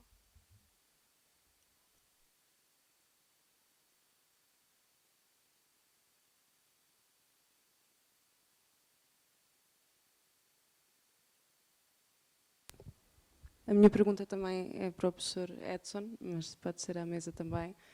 E quando falava de Walter Benjamin e da necessidade que ele fala de haver outras vozes a ecoarem, eu lembro-me também que Walter Benjamin também diz que a história tem que ser vazia, homogénea, num tempo homogéneo e laica, e nesse sentido eu queria perguntar como é que se pode ter uma história de povos subalternizados, que são subalternos e que têm agências que não são humanas no sentido ocidental da palavra. Como é que se pode integrar num historicismo ou numa história que tenta integrá-las, mas que nessa integração pode ocultá-las, na verdade? E era essa a pergunta. Obrigada. Uma pergunta aqui da mesa. Priscila, por favor. Eu tenho uma pergunta para a Ana Flávia e também tenho para o Edson. Ana Flávia, tu falaste dessa questão também do preconceito em relação ao negro, né? Essa desconstrução de pensar que todo negro ele é descendente desse escravizado, né? Essa desconstrução dessa visão.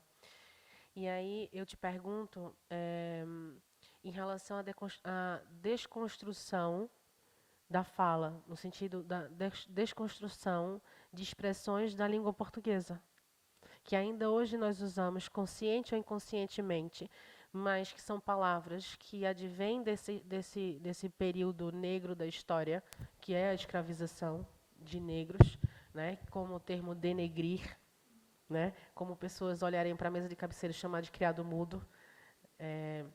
Então, eu queria que tu falasses um pouco também sobre essa reconstrução, talvez, de expressões da língua portuguesa que nós ainda utilizamos hoje em dia.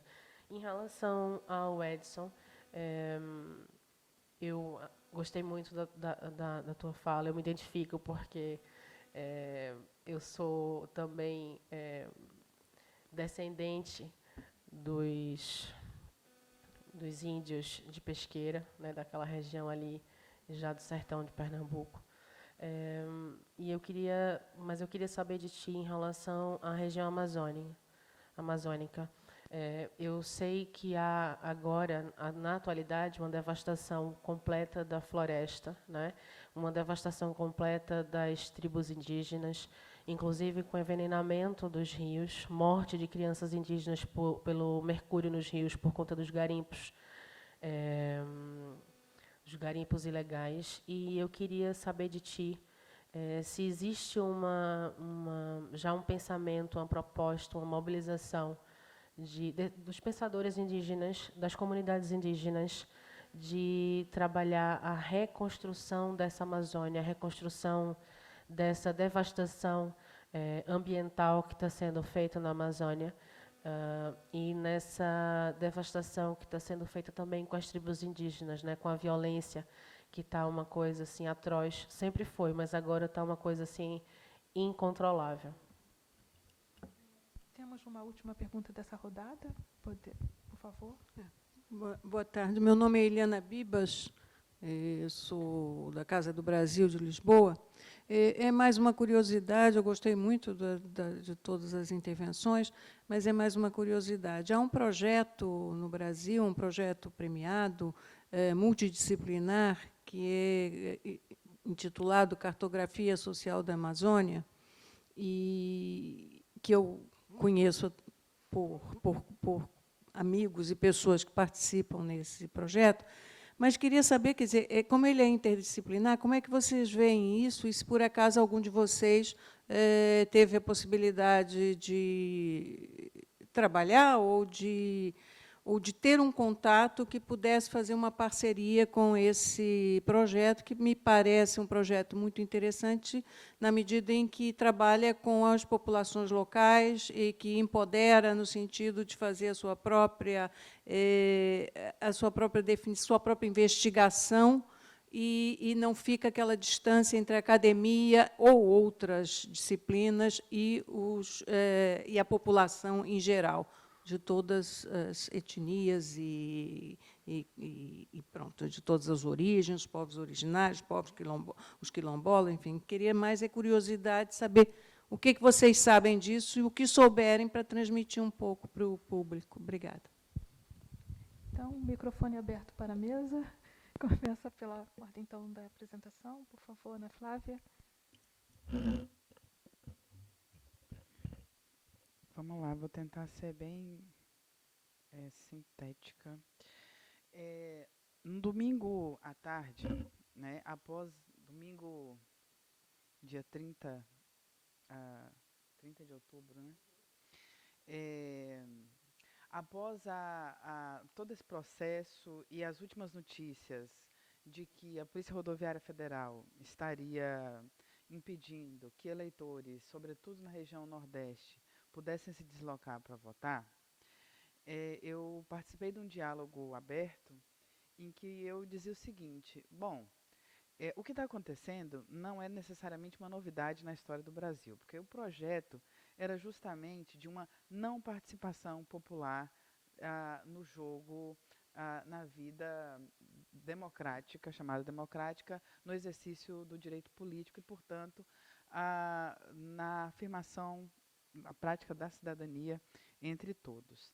E que, portanto, e se em 2022 fôssemos capazes de vencer na defesa de um projeto que apontasse para a viabilidade dessa outra história, viveríamos, sim, um marco na história desse país. Porque tudo levava a crer que os esforços poderiam, sim, né, resultar em mais uma derrota de forças voltadas, pelo menos, a um desejo discreto ou escancarado, mas tem uma variação, tem várias possibilidades entre esses dois polos, de garantia de direitos e até mesmo de direito à vida e à humanidade para populações negras, povos indígenas, grupos periféricos, enfim, a maioria do povo brasileiro. Vencemos. Vencemos justamente porque temos assistido a uma série de iniciativas que não se iniciam na reabertura democrática, na chamada saída da ditadura, né, mas que ao longo das últimas décadas tem sim adensado, né, o nosso tecido político público, né. Para essas eleições, eu não sei se você teve conhecimento, a Coalizão Negra por Direitos, por exemplo, deu início a uma iniciativa chamada Quilombo nos Parlamentos, em que as candidaturas negras de todo o país foram impulsionadas a partir de uma ação deliberada do movimento negro. Essa iniciativa não foi a única com esse foco, né? Mulheres Negras Decidem também. Você tem uma série de ações articuladas em diferentes pontos do país, inclusive articulando candidaturas negras e candidaturas indígenas, considerando também os recortes, as dimensões de identidade, de gênero e orientação sexual, né? Isso é algo que tem um quê de inovador pela maneira como isso foi publicizado, né? Ainda que não seja a primeira iniciativa desses grupos de promover candidaturas. Os resultados foram excepcionais? Atingiram todas as metas? Não. Mas, até mesmo dentro dessa luta, dentro do jogo partidário, isso é algo interessante. Mas não dá para a gente, ao mesmo tempo, ignorar os reais desafios. Porque quando do lançamento da iniciativa Quilombos nos Parlamentos, né,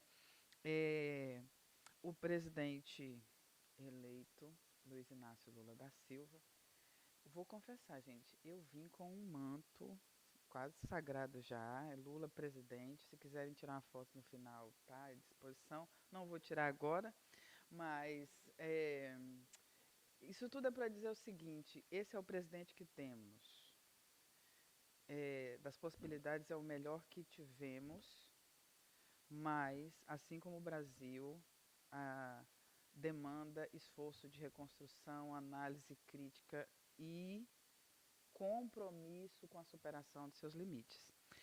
Porque lá pelas tantas, primeiro ele diz assim, precisamos construir a participação do povo negro na vida política, econômica e social desse país, ocupando todos os espaços que todos nós, seres humanos, temos direitos, e os negros, mais ainda, porque durante séculos foram subjugados de tudo neste país. Parece perfeita essa frase, né? Mas ela não é. Sobretudo porque logo depois ela vem acompanhada da seguinte frase: bendito o momento em que vocês decidiram entrar na política. Bendito o momento em que tomaram a decisão de se organizar e construir uma plataforma a partir daquilo que é o dia a dia da vida de vocês. O que acontece? Assim como a maioria dos brasileiros, o nosso querido presidente Lula não teve acesso a uma história do Brasil em que gente negra tem lutado, tem estado na política, tem disputado sentidos de cidadania, de democracia, de justiça, de equidade, desde a origem, pegando pelo menos aí esse tempo de 200 anos de Brasil independente, né? E que esse momento não marca a chegada da população negra organizada na política, mas um adensamento de lutas que ainda seguem imperceptíveis por força daquilo que eu venho falando, né? Já vou para a pergunta. Eu gostaria de reforçar, né? Há uma ideia, quando fala de gente negra, não é pensar que todas as pessoas negras, de 13 de maio em diante são descendentes de escravizados. É pensar que antes do 13 de maio, nem todo mundo era escravizado. Portanto, é entender que é muito perigoso a gente manter expressões, aí eu vou para outras, não as que você citou. Quando a gente fala de alguém que consegue a sua alforria, muitas vezes o que a gente lê é o escravo liberto. A gente lê nos trabalhos dos melhores e das melhores pesquisadoras no Brasil e fora do Brasil. Se a condição é de liberto, por que a gente, nessa expressão aqui, você tem um substantivo e um adjetivo? O escravo é o substantivo, liberto é o adjetivo. O que dá a medida principal é um substantivo que nega a condição de liberdade. Portanto, esse liberto não funciona na nossa cabeça como um sujeito de liberdade. Tanto é que quando a gente fala de exemplos de pessoas negras nascidas livres, descendentes de sujeitos também nascidos livres, não é incomum que a referência seja feita como se fossem libertos. Quer ver um caso? André Rebouças. Né? André Rebouças, filho do conselheiro Rebouças, que foi, inclusive, um deputado constituinte. Muita gente usa a expressão de André Rebouças como um liberto, assim como José do Patrocínio, assim como pessoas pensam figuras como Luiz Gama como um escravizado, quando essa fixação na escravidão ela é tão perigosa no nosso vocabulário, porque ela extrapola o vocabulário, ela organiza uma gramática, e por isso que eu falo que afeta até mesmo uma dimensão cognitiva. Porque Luiz Gama nasce livre. E essa condição de liberdade afetou, inclusive, a original de liberdade, afetou a maioria dos sujeitos que foram escravizados, né? Ali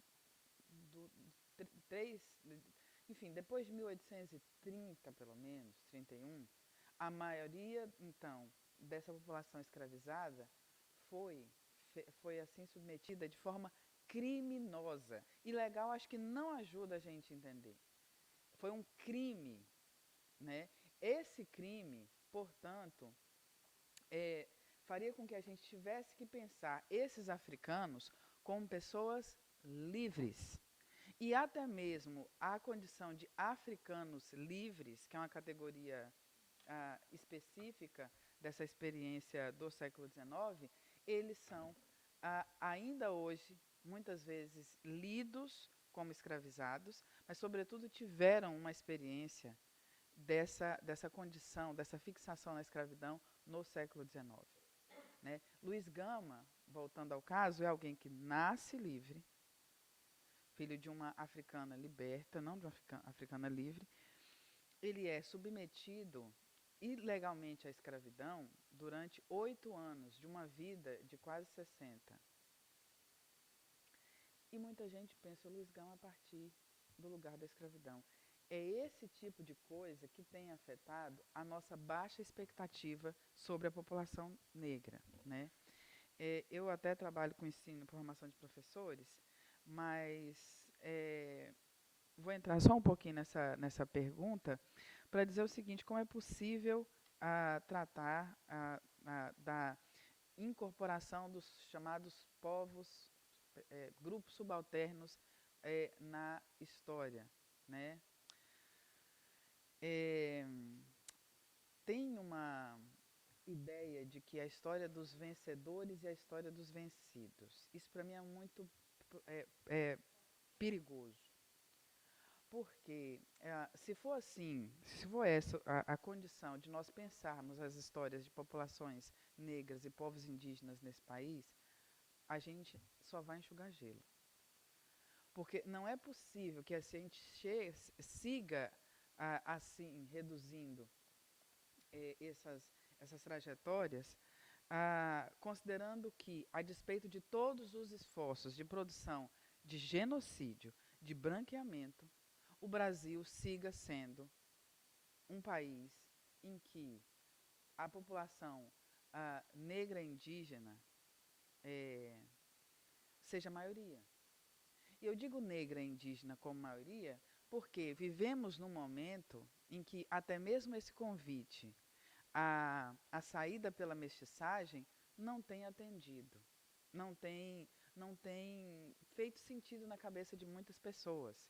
E hoje, quando a gente fala de pretos e pardos, essa categoria pardos está em disputa, até mesmo porque, nesse processo de reencontro, de que falava o professor Edson Caiapó, muitas pessoas indígenas estão podendo se reencontrar e disputar um lugar nesse amplo segmento dos chamados não brancos, né?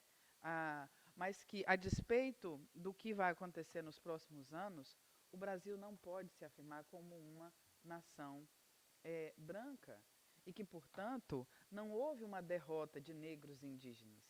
Afinal, se a gente pensar qual era o projeto, nós temos uma história de vencedores de batalhas que ainda nem sequer foram percebidos como tal. Vou ficar por aqui.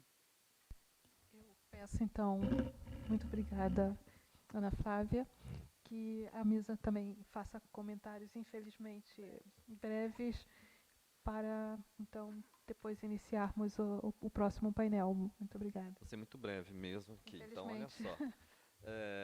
Nós, povos indígenas, né, organizamos um movimento que ficou conhecido como Aldear a Política, ou a formação da bancada do COCAR, né?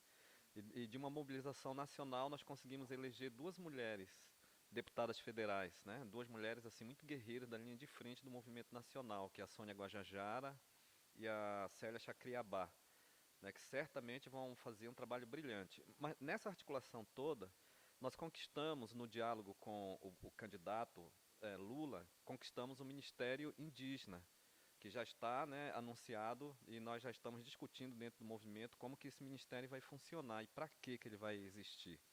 Mas veja só, eu quero também fazer essa reflexão crítica. Assim, o presidente Lula, né, ele governou já em 2 mandatos, ele teve 8 anos de mandato e não demarcou nenhum território indígena.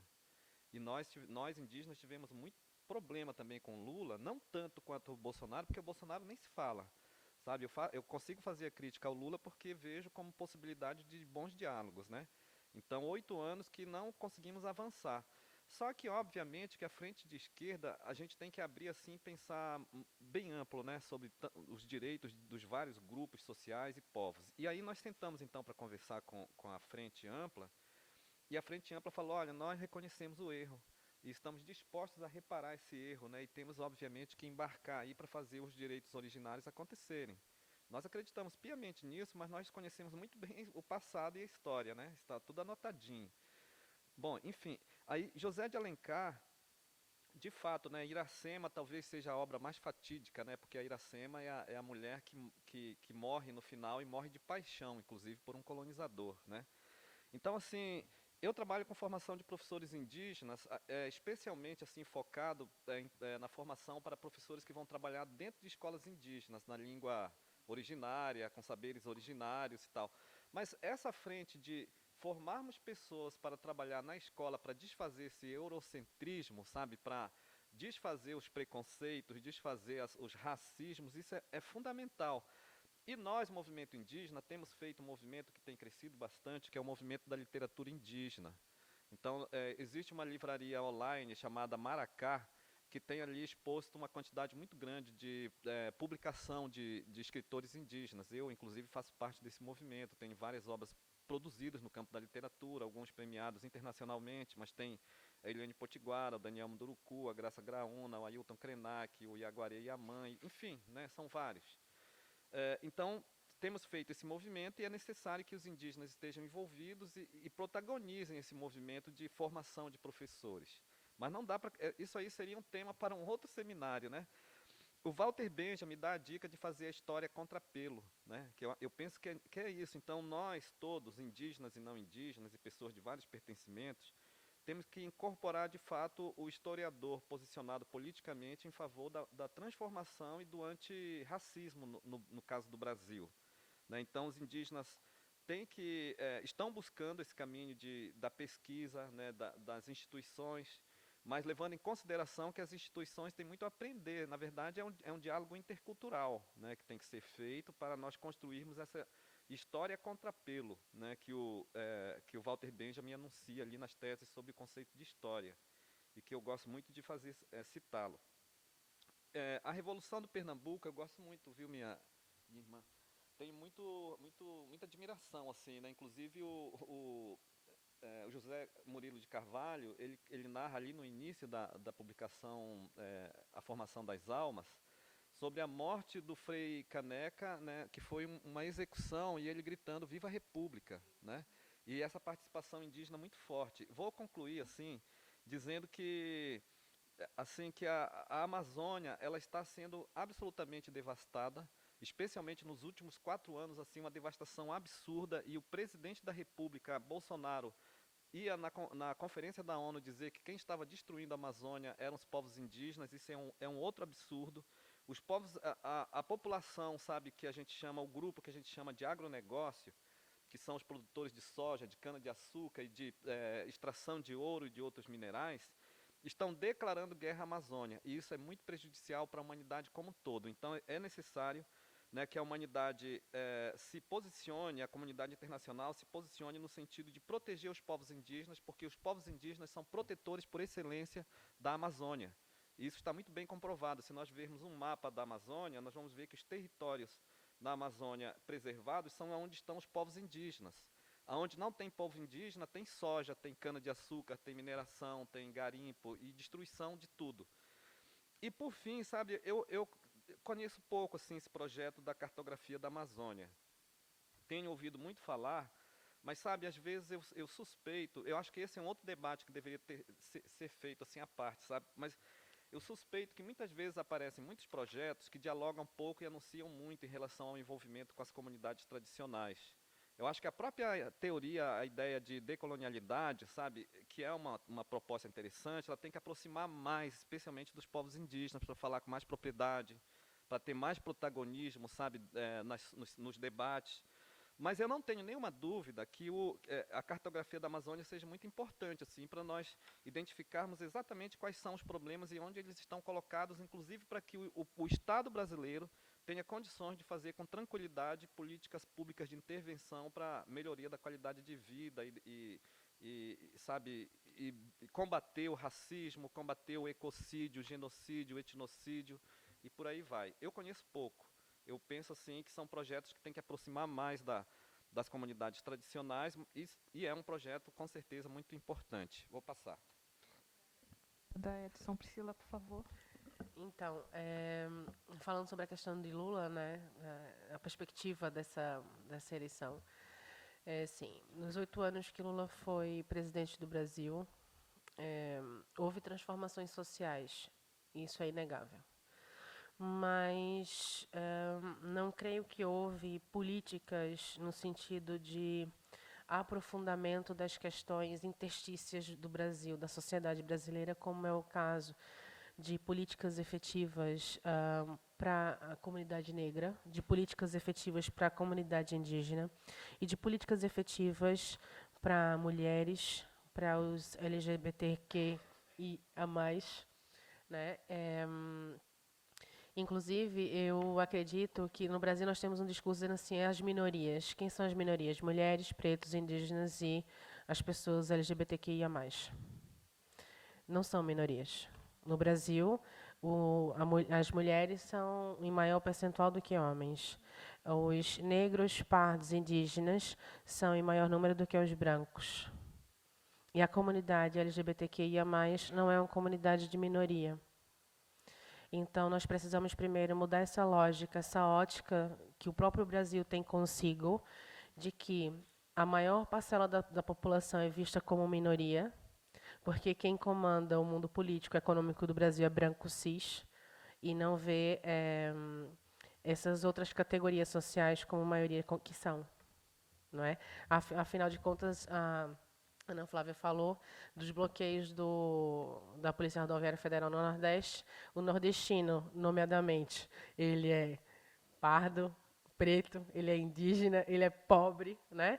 O maior eleitorado nordestino é de mulheres.